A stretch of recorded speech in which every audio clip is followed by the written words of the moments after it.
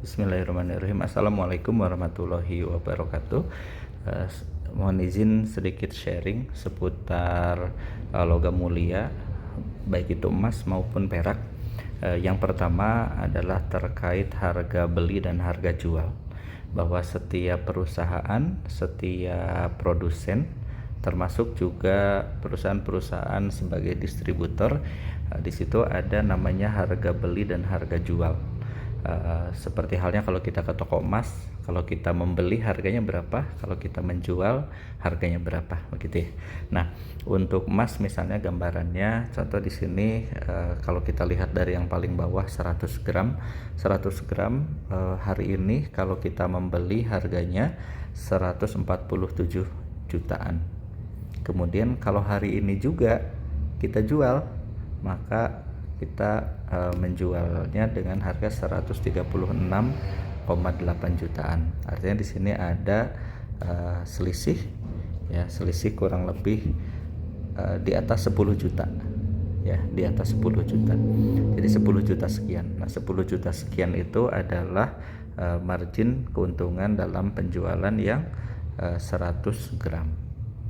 Baik, kemudian selanjutnya yang 50 gram juga kita bisa melihat ini kalau harga jual, lalu selanjutnya ini harga belinya atau buybacknya si perusahaan.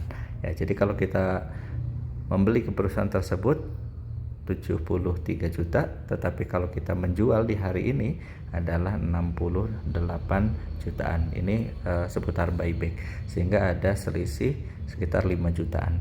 Ya, nah ini berlaku untuk semua kepingan, dan dari margin tersebutlah maka perusahaan ini terus berkembang, kemudian juga mengembangkan komunitas, dan selanjutnya juga menyiapkan dana cadangan ketika ada yang ingin buyback cepat gitu ya.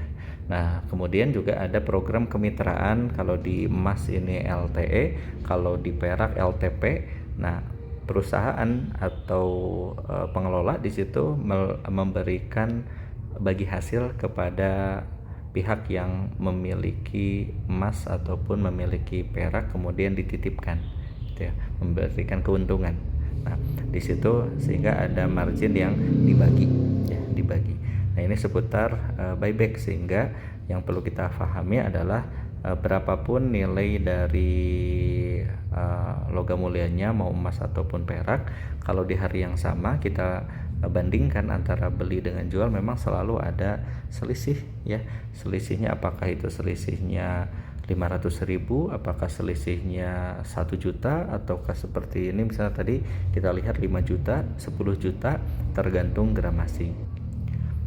Nah, begitupun halnya dalam jual beli perak. Nah, perak juga kalau kita lihat ini contoh harga jual. Harga jual key silver ini di 3 jutaan ya untuk 100 gram, kemudian yang 50 gram 1.600.000-an, kalau 25 gram 800 ribuan, dan seterusnya.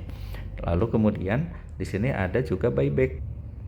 Nah, untuk harga buybacknya ini per gramnya dihitung di 16 ribuan ya. Ini tinggal dikali, kalau yang 1 kilo berarti 16 juta, kalau ini buybacknya gitu ya, ini perusahaan. Kemudian kalau yang 100 gram berarti 1.670.000 ya. Sederhananya begitu untuk perhitungannya, sehingga di hari yang sama itu pasti ada spread ya antara beli sama jual ya di hari yang sama. Nah, lalu kemudian yang harus kita ketahui adalah menyimpan emas dan perak ini memang bukan untuk dibeli hari ini dijual hari ini, tetapi kita beli kemudian simpan dalam jangka waktu tertentu. Nah, sebagaimana contoh ini 17 Juli 2023 ya, ini saya menerima patungan yang membeli secara patungan ini 2 nama ya. Nilainya adalah 280.000, artinya satu namanya 140.000, yang mana 100 gram saat itu adalah 1.400.000 ya, 1.400.000. Lalu selanjutnya kita mengikuti perkembangan, ketika harganya naik maka patungannya naik gitu ya, sampai ke hari ini. Ini kalau kita lihat berarti sekarang 2024, sudah 1,5 tahun ya berlalu. Nah setelah 1,5 tahun sekarang sudah di atas 2 jutaan untuk harga jual. Nah adapun harga buyback tadi kita lihat masih di bawah 2 juta, tetapi di atas harga ketika waktu itu membeli ya. Nah ini sebagai gambaran bahwa investasi logam mulia ini kalau kita simpan 1 tahun misalnya, 2 tahun, 3 tahun, 4 tahun, ini akan mengalami kenaikan yang memang signifikan. Adapun di situ buyback akan beda dengan harga jual, itu adalah hal yang memang lumrah di setiap perusahaan apapun, mau emas mau perak, di semua toko emas yang ada di setiap perusahaan itu selalu ada selisih antara harga jual dan harga buybacknya perusahaan ya. Nah lalu kemudian ada marketplace. Nah, kemudian ada marketplace yang sebagai contoh misalnya GMI. GMI di sini ada marketplace yang 1 gram. Nah, di situ ada potongan 3 gram misalnya, 3.000 ya untuk 1 gram. Nah, jadi ketika ada yang mau beli, ini dapat diskon Rp3.000 untuk yang 1 gram ini. Yang harga 1,5 jutaan itu, ya ini ada potongan 3.000 misalnya gitu ya. Lalu kemudian yang punya itu juga, yang punya emas itu juga ada share bagi hasilnya gitu ya kepada GMI. Jadi GMI ketika menjualkan yang 1 gram ini, maka GMI juga mendapatkan keuntungan ya. Begitupun ketika menjual yang 5 gram, yang 5 jutaan atau 6 jutaan ya, kemudian yang 10 gram yang sudah 14 jutaan misalnya ya. Nah ini setiap menjual itu GMI juga di situ ada profitnya ya, ada keuntungannya.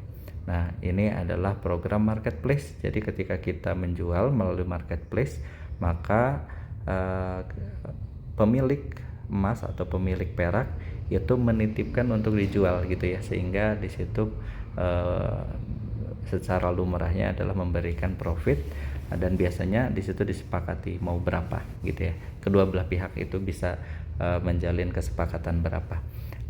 Jadi yang pertama adalah bahwa setiap hari itu ada harga update, dan ya, di situ setiap emas ataupun perak ada harga jual dan harga ya, sehingga dengan adanya harga jual harga beli ini, maka setiap perusahaan itu bisa bertumbuh, karena setiap perusahaan pun di situ tentunya mesti ada operasional juga gitu ya. Makanya di situ selalu ada buybacknya berapa, kemudian harga jualnya di berapa.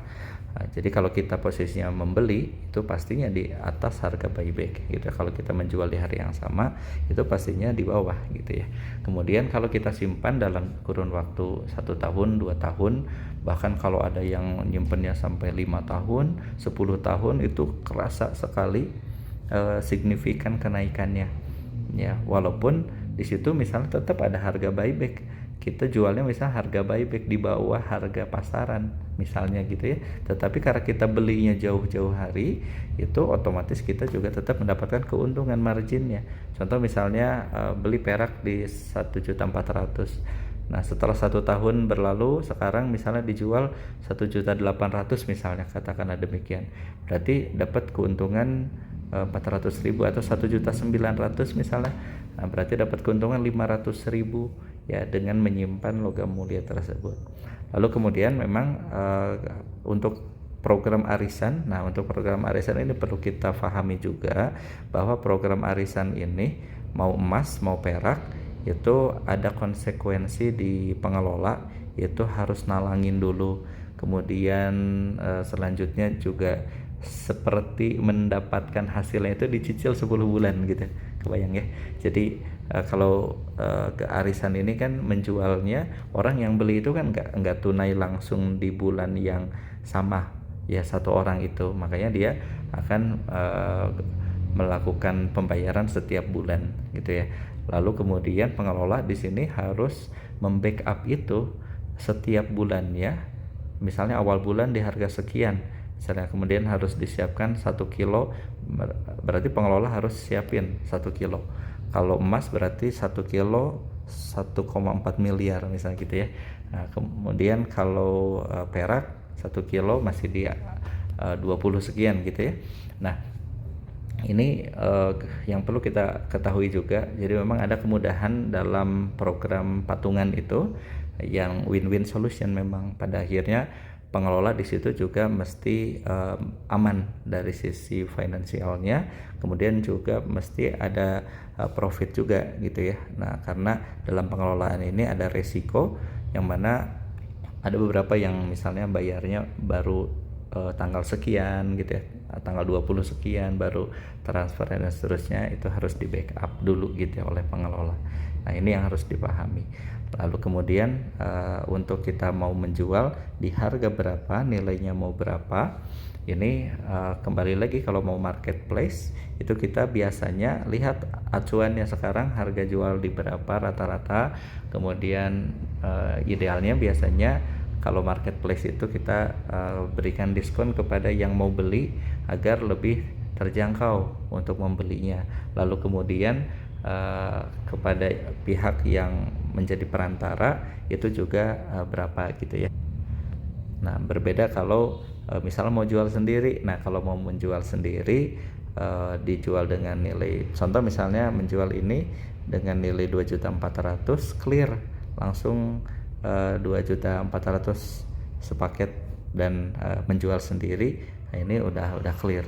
Tapi kalau melalui perantara, melalui Peraku misalnya, nah berapa yang mau di share gitu ya, itu tidak ada acuan secara fix harus sekian gitu ya, tetapi dikembalikan nanti ridhonya berapa gitu ya. Nah, ketika dua-duanya ridho, maka bisa terjadi kerjasama untuk marketplace. Lalu selanjutnya nanti kita akan coba tawarkan. Kemudian sambil menunggu penawaran ini juga boleh juga melakukan penjualan secara pribadi, boleh menawarkan juga gitu ya secara pribadi ke orang lain ya, sangat-sangat diperbolehkan karena ini hak pemilik dari peraknya gitu ya, ataupun emas misalnya begitu ya. Itu diantaranya sebagai gambaran proses buyback, proses marketplace, kemudian juga bagaimana kita menabung emas, menabung perak ini dalam kurun waktu tertentu kita akan mendapatkan manfaat ataupun benefitnya. Adapun nilainya misalnya di bawah buyback, di bawah harga jual karena jualnya misalnya dengan instan buyback, itu adalah hal yang lumrah karena setiap kali ada transaksi pasti ada harga jual dan harga beli. Nah, demikian ya sebagai gambaran agar untuk selanjutnya mau emas mau perak, ketika ada transaksi, loh kok ini beda gitu ya harga jual dan harga beli, memang itu adalah hal yang lumrah di setiap jual beli emas, jual beli perak ada margin. Kemudian di situ ada juga pengelola yang melakukan pembagian hasil dengan yang punya asetnya gitu ya.